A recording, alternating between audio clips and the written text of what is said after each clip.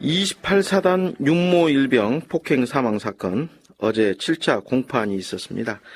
쟁점은 살인의 고의성이 있었느냐 하는 점인데요. 군 검찰과 또 변호인 간의 치열한 공방이 벌어졌다고 합니다. 피해자 법률 대리인으로 공판에 참석한 박상혁 변호사님 연결해서 어제 공판 얘기 좀 들어보겠습니다. 박 변호사님 나와 계시죠? 예, 안녕하세요. 네. 박상혁입니다.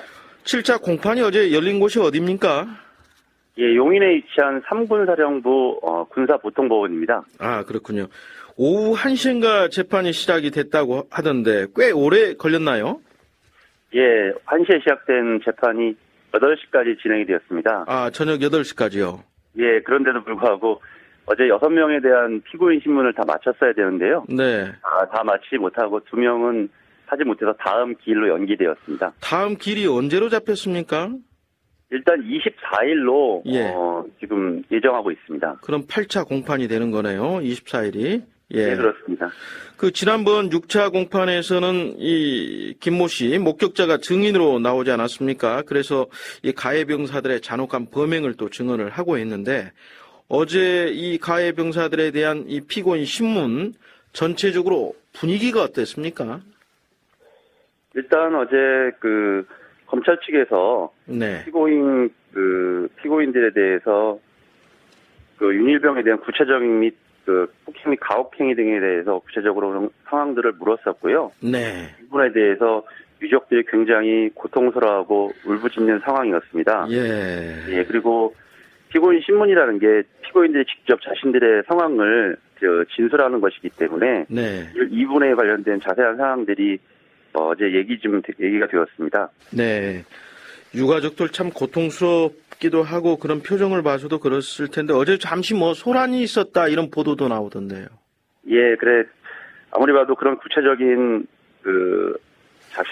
자신들의 아들이자 네. 동생이었던 피해자 윤일병에 대한 구체적인 가혹행위와 이런 상황들이 되니까 네. 유족들께서 굉장히 분노하실 수밖에 없었고 네. 이 피고인들이 이 사건 직후에 이 네. 사건을 은폐 조작하기 위해서 자신들의 소속 부대나 네. 이동된 병원에서 냉동식품을 먹다가 쓰러졌다 이렇게 서로 입을 맞추었습니다. 네. 이런 부분에 대해서도 가족들께서 굉장히 분노하지 않을 수 없었습니다. 네. 그래요.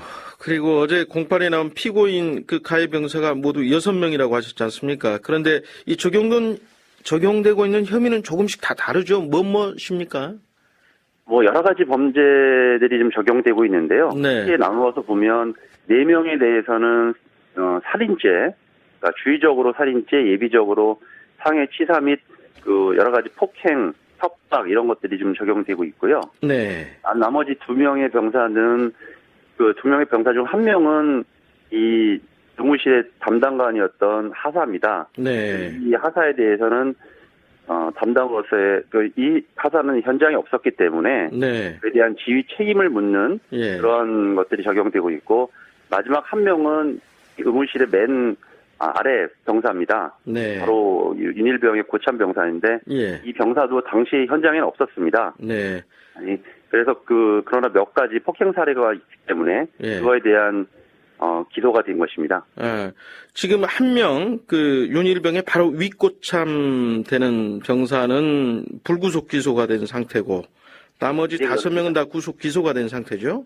예, 예. 그렇게 이해를 하면 될 것 같고요. 지금 살인죄 혐의가 적용된 병사가 4명이라고 그렇게 말씀해 주셨는데, 지금 재판의 쟁점이 과연 살인의 고의성이 있었느냐, 없었느냐 하는 점 아니겠습니까? 예, 그렇습니다. 그런데 피고인 측, 어제 나온 피고인 측 변호사는 살인죄 혐의를 인정하지 않았다면서요? 예, 피고인이나 피고인 측 변호사들 모두 구체적인 기소된 사실들에 대해서는 대부분 다 인정을 했는데요. 네. 자신들의 행위가 어떤 살인을 예견하거나 그런 가능성을 염두에 두고 한 행위는 아니다라고 하면서 자신들의 살인에 대한 고의성은 다 부정했습니다. 아하. 그런데 어떤 근거로 그걸 부인한 겁니까? 주장의 논리가 뭡니까? 살인죄가 성립하기 위해서는 이제 고의가 있어야 되는데요. 네. 고의에는 우리가 말하는 바대로 일반적인 고의도 있지만 한편으로는 미필적 고의라고 해서 네네. 그런 사망에 대해서 예견하거나 저는 용인하겠다는 의사가 있으면 살인죄가 성립하기도 합니다. 네. 그런데 피고인들의 입장에서는 자신들이 때리고 가혹행위를 한 것이 살인을 목적으로 한 것도 아닐 뿐만 아니라 또는 사망에 이를 그런 것들을 전혀 예견하지 못했었다. 네. 그냥 단지 꾀병이라고 생각했다. 네. 이런 주장들입니다. 계속 그런 주장들이 되풀이되고 있는 거네요. 공판 때마다. 예. 네, 그렇습니다. 예. 군검찰이 상해치사에서 지금 살인으로 이렇게 공소장을 어떻게 보면 여론에 떠밀려서 변경하지 않았습니까? 지금 군검찰은 그런데 25분간의 폭력에 대해서만 살인죄를 적용을 했어요. 과연 살인의 고의성을 입증할 수 있느냐, 또 입증할 과연 의지가 군검찰이 갖고 있느냐 하는 점인데요. 어떻게 보고 계십니까? 저는 여론에서 떠밀려서 됐다기보다는요. 네. 저도 이 나중에 공소장 및 수사 기록을 보면서 네. 한편으로는 좀 전에 말씀하신 대로 적극성이 부족했다고 생각합니다. 네. 이 문제를 적극적으로 파악하고 여러 가지 종합적으로 파악했었다면 네. 처음부터 살인죄를 뒤적으로 네. 하고 그것이 안 됐을 경우에는 상해치사죄로 할 수 있는 예비적 공소를 할 수 있었는데도 불구하고 네. 검찰이 그런 태도가 좀 부족했었다고 생각을 하고요. 네. 이미 공판장에서도 나타났던 것처럼 피해자 윤일병은 한 달 동안 네. 전입 온 지 한 달 동안 내내 폭행 및 가혹행위에 시달렸었고 그렇죠. 예. 네, 사건 전으로 치면 3일 동안 거의 잠을 자지 않았습니다. 잠을 네. 재우지 않은 거죠. 네. 고인들이. 그리고 굉장히 그 전날에도 밤을 새워가면서 폭행 및 가혹행위가 있었고 특히 오전부터는 이 윤일병이 숨도 제대로 쉬지 못하는 상황들에 대해서 피고인들이 인식을 하고 있었습니다. 네. 그런데도 불구하고 계속해서 폭행 및 가혹행위로 나아갔다는 부분들에 대해서 저희들이 문제를 삼고 있는 것이죠. 네. 그런 연장선상에서 지금 박 변호사님께서도 이 살인의 고의성, 그걸 주장을 하고 계시고 또 입증하기 위해서 노력을 하고 계신 거죠? 예, 그런 내용들을 담아서 저희들이 이미 1차적인 종합 의견서를 공판장에 제출했고요, 법원에. 예. 예. 그리고 지금 여러 가지 공판이 있을 때마다 어떻게 보면 좀 군 검찰을 도와서 이런 부분들에 대해서는 반드시 질의가 필요하다. 이런 부분들에 대해서는 쟁점이다라고 해서 저희들이 나름대로 의견서를 제출하고 있습니다. 군 검찰과는 그러면 이렇게 고의성 입증을 위해서 함께 어떻게 보면 공동으로 지금 협조를 하고 있는 그런 상황이네요. 예, 현재로서는 그렇습니다. 그 살인의 고의성 입증 관련해서 이게 너무 법리적인 것 같긴 하지만 말이죠. 이 대법원 판례나 기준은 어떻게 좀 돼 있습니까? 제가 조금 전에도 말씀드렸습니다만 미필적 고의와 관련되어서요. 네. 학술적으로는 용인설이다 이렇게 표현합니다. 즉, 예. 피고인들이 그 사실을 예. 용인할 내심의 의사가 있었는지 여부를 판단하는 것인데요. 네. 단지 피고인들의 내심의 의사만으로 하면 모두 다 부인하지 않겠습니까? 그렇죠. 그렇기 때문에 그 당시 상황들을 예. 일반적인 평균의 사람들이라면 네. 정말 이렇게 될 수 있었겠구나라는 것을 기준으로 해서 판단을 하고 있는 것입니다. 네, 그렇군요.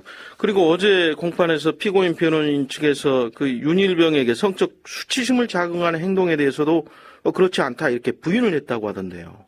예, 그것도 하나의 쟁점이 되었었는데요. 네. 전에 증언을 했던 김일병이 피해자가 바지를 내리고서 네. 성기에다가 안티프라민을 바르는 것을 목격했다라고 했는데 예. 그 부분과 관련되어서 어제 나왔던 피고인들은 그렇지는 않고 네.